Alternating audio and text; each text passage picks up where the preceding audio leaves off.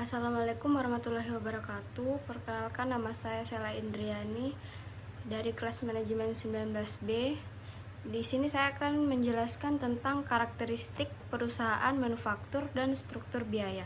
Secara umum, perusahaan dibedakan menjadi tiga, yaitu perusahaan jasa, perusahaan dagang, dan perusahaan manufaktur.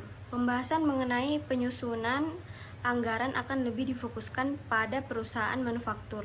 Perusahaan manufaktur memiliki beberapa ciri berbeda dengan perusahaan jasa dan dagang.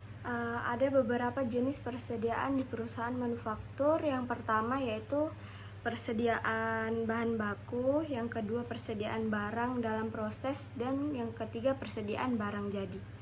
Ada beberapa jenis dan pengelompokan biaya. Yang pertama yaitu biaya bahan baku. Biaya bahan baku adalah biaya yang dikeluarkan untuk membeli bahan baku yang digunakan untuk menghasilkan suatu produk menjadi produk tertentu.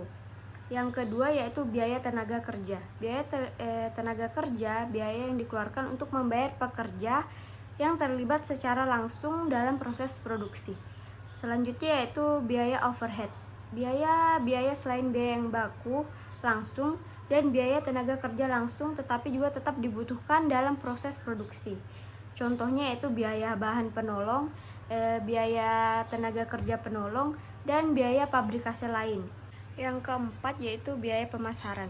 Biaya yang dikeluarkan perusahaan untuk mendistribusikan barang dagangannya hingga ke tangan pelanggan. Yang kelima yaitu biaya administrasi dan umum. Biasanya biaya tersebut dikeluarkan untuk keseluruhan biaya operasi kantor.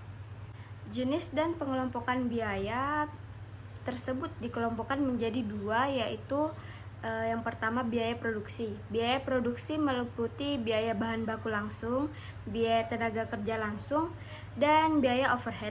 Yang kedua yaitu biaya operasional atau komersial. Biaya operasional atau komersial meliputi biaya pemasaran dan biaya administrasi dan umum. Adapun perilaku biaya, yang pertama yaitu biaya variabel. Biaya yang akan berfluktuasi sejalan dengan perubahan tingkat aktivitas perusahaan. Tingkat aktivitas dapat berupa volume produksi, volume pemasaran, jumlah jam kerja, ataupun ukuran aktivitas yang lain. Yang termasuk dalam kelompok ini adalah biaya bahan baku, biaya tenaga kerja langsung, sebagian biaya overhead pabrik, dan sebagian biaya pemasaran. Yang kedua yaitu biaya tetap. Biaya yang relatif tidak akan berubah walaupun terjadi perubahan tingkat aktivitas dalam batas tertentu. Yang termasuk dalam kelompok ini adalah sebagian biaya overhead, sebagian biaya pemasaran, dan biaya administrasi. Yang ketiga yaitu biaya semi variabel. Biaya yang sebagian mengandung komponen variabel dan sebagian lagi mengandung sifat tetap.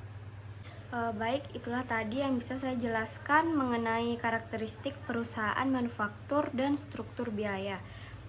Kurang dan lebihnya mohon dimaafkan. Assalamualaikum warahmatullahi wabarakatuh.